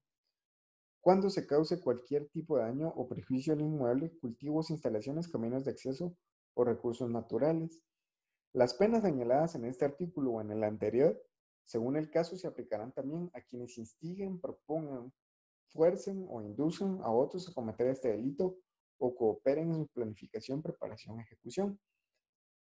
Aquí, en esta última frase, voy a utilizar otro refrán, pero es el que se aplica a cabal y es el que dice, tanto peca el que mata la vaca como el que le agarra la pata. Entonces, los instigadores son aquellos de, no sé si vieron ustedes un video que salió hace poco en una pelea en un colegio, pero le dicen, la que no le puedes pegar, dicen. Esos instigadores en materia penal, en este delito también se toman como que si ellos hubieran cometido el delito. La alteración de linderos. Quien con fines de apoderamiento o aprovechamiento ilícito de todo o parte de un inmueble, alterar en los términos y linderos de los pueblos o heredades o cualquier clase de señales destinadas a fijar los límites de predios contiguos, será sancionado con prisión de 1 a 2 años si el hecho se efectuara con violencia y con prisión de 6 meses a 1 año si no mediare violencia. ¿Por qué alguien quisiera alterar los linderos de una propiedad? Pues para arrogarse más propiedad. ¿Y para qué alguien se quiere arrogar más propiedad? Pues imagínense que ustedes viven en el campo, ahorita sobre todo con la emergencia del coronavirus, pues ese campo es productor de cebollas y hay 300 metros de la propiedad de mi vecino que es donde salen más cebollas. Entonces yo altero los límites para hacer creer que esos 300 metros me pertenecen a mí y entonces eso es un delito que se llama alteración de linderos. Eso de los linderos es una cosa que van a ver ustedes en civil también, que habla relativo a los mojones, que son las señas que uno pone para decir hasta dónde llegan los linderos de un bien inmueble. Eso es porque los linderos deben de tener una limitación física, pero también tienen una limitación legal. Vamos a ver. Ángeles pregunta que es como lo que pasa entre Nahualá y Ixtahuacán, pero no sé qué pasa entre Nahualá e Ixtahuacán. Le voy a activar el micrófono. Sí. ¿Qué es lo que pasa ahí? ¿Puedo hablar? Sí, puedo hablar. Lo que pasa es que allá hay una pelea entre Nahualá y Santa Catarina Ixtahuacán por lo mismo, por el territorio. Pero eso es a nivel municipal, ¿no? Pues sí. ¿Y Ángeles? Sí, pero entonces con ellos no pasa lo mismo, ¿o bien? Si es a nivel municipal, no. Si es a nivel municipal, no, porque digamos que el Estado no puede cometer delitos contra el Estado en ese aspecto. Lo que pasa entre ellos dos, más o menos tengo una noción. ¿Y por qué? Y les voy a explicar por qué es la pelea. No hay alteración de linderos porque yo no me imagino al alcalde yendo a quitar una piedra a un lugar para hacer su territorio más grande. Lo que pasa con ellos es que ustedes cuando vean derechos registrales se lo tienen que preguntar a su licenciado que les dé esa clase obligatoriamente. Y es que el Estado tiene que registrar, digamos, o tiene que hacer inscripciones registrales de las limitaciones de los bienes. A ese estudio de las limitaciones de bienes se le llama catastro, pero Guatemala no está catastrada. Es decir, que nosotros no sabemos exactamente a ciencia cierta, sobre todo en los departamentos, porque la ciudad de Guatemala sí tiene una especie de catastro, pero en los departamentos no, entonces por eso hay muchas peleas. Lo que estas municipalidades están peleando, según más o menos tengo la noción yo, es hasta dónde llegan los respectivos territorios. ¿Por qué le interesa a las municipalidades de Nahualá y Tahuacán hasta dónde llegan sus territorios? La razón es bien sencilla. En primer lugar, porque la asignación presupuestaria de las municipalidades depende de la extensión territorial y el número de habitantes. Y segundo, por cuestiones de impuestos, porque dependiendo hasta dónde lleguen, eso quiere decir a quién le van a tributar los pobladores los impuestos municipales, ¿no? Pero respondiendo específicamente a la pregunta, no se refiere a esto, ese lío entre ellos, sino ese es un lío que es tema de derecho administrativo. La alteración del lindero se refiere únicamente a alteraciones en la propiedad privada. Pero acuérdense que estos, de lo que me estaba preguntando, son alteraciones de la propiedad pública. Entonces, como que eso ya es otro tema. Algo similar pasó aquí en la ciudad porque se disputan mucho algunos territorios, los alcaldes de Villanueva y de la ciudad de Guatemala, porque si ustedes pasan por aquí, alguna vez vienen, les va a parecer raro que algunas partes sean Villanueva, otras Misco, y de hecho hay una colonia que se llama La Florida, que si ustedes la ven en el mapa, parece una isla de cemento, que es de la ciudad de Guatemala, pero está metida dentro del municipio de Misco. Pero como les digo, ese tema no es alteración de linderos porque es propiedad pública. La alteración de linderos solo aplica para cuando es propiedad privada. La perturbación de la posesión. Quien sin estar comprendido en los 3 artículos anteriores perturbare con violencia la posesión o tenencia de un inmueble será sancionado con prisión de 1 a 3 años. La extorsión y chantaje son delitos bien fáciles de entender porque lamentablemente son delitos con los que estamos bastante familiarizados. La extorsión dice quien para procurar un lucro injusto para defraudarlo o exigirle cantidad de dinero alguna con violencia o bajo amenaza directa o encubierta o por tercera persona y mediante cualquier medio de comunicación obliga a otro a entregar dinero o bienes. Igualmente, cuando con violencia lo obligare a firmar, suscribir, otorgar, destruir o entregar algún documento, contraer una obligación o condonarla a renunciar a algún derecho, será sancionado con prisión de 6 a 12 años inconmutables. Eso pasaba mucho, o pasa mucho todavía aquí, cuando se les iba a dejar celulares a los pilotos del transporte extraurbano y ahí se les decía que si no entregaban cierta cantidad de dinero al mes, los iban a matar y había unos casos en los que lamentablemente sí lo cumplían. Mientras que el delito de chantaje es cuando se exige a otra persona dinero, recompensa o efectos bajo amenaza, directa o encubierta de imputaciones contra su honor o prestigio o de violación o divulgación de secretos en perjuicio del mismo, de su familia o de la entidad en cuya gestión intervenga o tenga interés.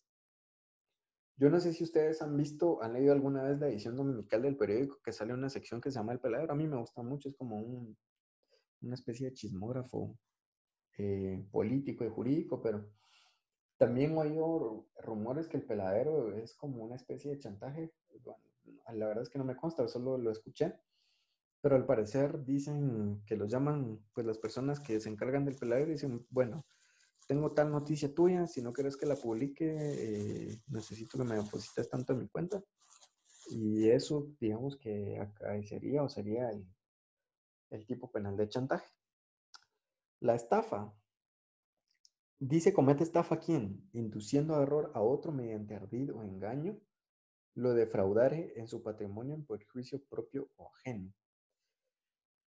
Miren, la estafa es un delito bien amplio que también tiene sus particularidades, pero básicamente la estafa quiere decir que estamos engañando a otra persona y hacemos que su patrimonio se reduzca. Por ejemplo, digamos que, sobre todo, tristemente lo tengo que decir, pero pasaba mucho antes con notarios. Los notarios, como tienen conocimiento jurídico, pues hacían que personas firmaran escrituras donde hacían traslados de sus bienes a otras. Las personas no entendían los términos legales y eso era una estafa. O sea, hubo muchos casos de de, digamos, de cambio de propietarios en bienes inmuebles, precisamente porque se ponían en contubernio algunas personas con notarios para defraudar a otras personas en su patrimonio, y eso consumía o se subsumía en el tipo penal de estafa. En la otra clase vamos a ver que hay varios tipos de estafa. Hay estafa propia, estafa mediante cheque, pero lo que quería que entendiéramos hoy para esta clase es el tipo general de la estafa. Las apropiaciones indebidas. Bueno, esto de apropiaciones indebidas es bien importante porque es un delito que se comete más comúnmente de lo que nosotros creemos. Dice: quien en perjuicio de otro se apropiare o distrajera dinero, efectos o cualquier otro bien inmueble que hubiera recibido un depósito, comisión o administración, o por cualquier otra causa que produzca obligación de entregarlos o devolverlos, será sancionado con prisión de 6 meses a 4 años.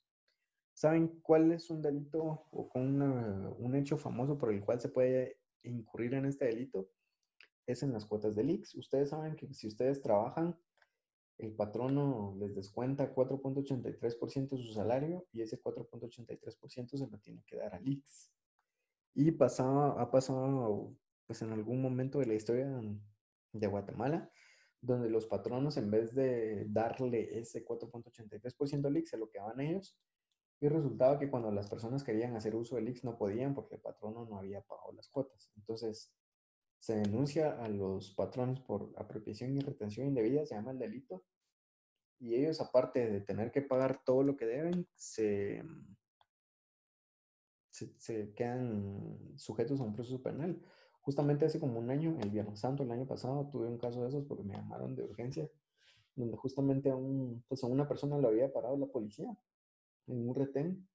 Ellos consultan un sistema, esta persona estaba denunciada por apropiación y retención indebida, y pasé todo mi Viernes Santo en audiencias penales porque el señor pues habían pagado no había pagado como 10 años de IX y debía más o menos como 1 millón de quetzales, y pasó viernes, sábado santo y domingo de resurrección preso, hasta el lunes lo pudimos sacar.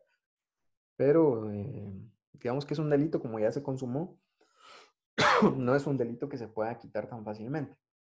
Pero para hacerlo con un ejemplo más sencillo y menos dramático, pues si ustedes, por ejemplo, tienen de tesorero a alguien en alguna clase, y esa persona, en vez de usar el dinero para que lo tiene que usar o no lo devuelve, es sujeto al delito de apropiación y retención indebida. Respondiendo a la duda de Astrid, sí, distraer en este contexto es como desviar, cabal. La defraudación tributaria. Comete delito de defraudación tributaria quien, mediante simulación, ocultación, maniobra, ardid o cualquier otra forma de engaño, induzca error a la administración tributaria en la determinación o el pago de la obligación tributaria de manera que produzca detrimentos, reducción, igual que menoscabo, en la recaudación impositiva. El responsable de este delito será sancionado con prisión de 1 a 6 años que graduará el juez con relación a la gravedad del caso y la multa equivalente al impuesto omitido. La defraudación tributaria es un delito complicadísimo. Espero de todo corazón que a ustedes les den un buen derecho tributario para que lo puedan entender a su cabalidad. Ahorita, pues, lo único que tenemos que entender es quién trata de engañar a la administración tributaria para no pagar el impuesto o para pagar menos del impuesto que le corresponde. Pero tiene un montón de aristas que es importante que ustedes sepan, sobre todo si se van a dedicar a materia tributaria, administrativa o penal. Pero, por ejemplo, el año pasado o antepasado, cabal, tuve un caso también. Yo era abogado de Shell, de la gasolinera Shell, y resulta que cuando Shell realiza importación, han visto que ustedes cuando van a las gasolineras pagan con POS, que son las maquinitas donde uno pasa las tarjetas de débito. Pues obviamente Guatemala no importa POS. Entonces, estos de Shell habían realizado la importación de 5 POS, si no estoy mal, y la persona en Estados Unidos que se los estaba mandando dijo: ay, en el barco, bueno, era una bolsa la que habían mandado. En la bolsa todavía caben unas que otras cosas, y le metió, hagan de caso que no era eso, pero hagan de caso que eran 2 mangueras para echar gasolina. Pero en la declaración solo venían los 5 POS, y como entre más cosas vengan, más impuestos hay que pagar. Entonces, cuando vienen aquí, resulta que tenían que pagar impuestos sobre los 5 PBS y las 2 mangueras, pero estaban declarados solo los 5 PBS, entonces denunciaron al representante legal por delito de defraudación tributaria. A eso se refiere, digamos, uno de los tantos ejemplos de defraudación tributaria que hay. Entonces, como ya terminamos el contenido de hoy, que justamente casi nos abarcó las 2 horas, que un montón, primero quiero preguntar si alguno de ustedes tiene alguna duda respecto de la clase de hoy, y segundo, quiero preguntarles también si tienen alguna duda. Me causa un poquito de preocupación que tengan dudas de teoría del proceso, por ejemplo, porque de aquí en adelante, una vez ustedes reciban teoría del proceso, ya solo van a ver procesales, ¿no? Procesal civil, penal, procesal laboral, procesal administrativo, procesal constitucional. Entonces, si no entienden teoría del proceso, no van a entender el resto. ¿Sí, Germán? No sé si puedes activar tu... Sí, yo tenía una duda. ¿Sí? Ahorita sí, ¿me escucha? ¿Sí? Lick tenía una duda. ¿La defraudación tributaria lo pueden cometer personas individuales y jurídicas? Sí, así es. Por ejemplo, cuando uno hace sus declaraciones, de una u otra manera no coloca la cantidad facturada, es parte de una defraudación tributaria. Si lo haces dolosamente, sí. Ah, ok. Eso Si quería lo preguntar. haces, digamos, culposamente, puedes hacer una rectificación, pero si lo haces con dolo, sí es defraudación tributaria. Sí, Astrid. Fíjese que yo siempre he tenido la duda de cómo es que le hacen para determinar cuántos años de prisión, ya que dan límites, hagamos de cuenta, de 6 a 12 años. ¿Cómo es que le hacen ellos para Fíjese definir? que es criterio del juez, porque cuando usted está en un proceso penal, el Ministerio Público regularmente siempre pide la pena más alta porque es muy raro que el juez dé una pena muy alta. Ujú. Entonces, por ejemplo, el juez lo que hace, cuando ustedes vean procesal penal, les van a enseñar que los jueces en Guatemala están obligados a emitir sus resoluciones bajo un sistema que se llama de la sana crítica razonada. Si es la primera vez que lo oyen, ahí se recuerdan de eso porque lo van a ver de procesal penal en adelante. La sana crítica razonada es un conjunto de 3 criterios que incluye la lógica, la experiencia y la psicología.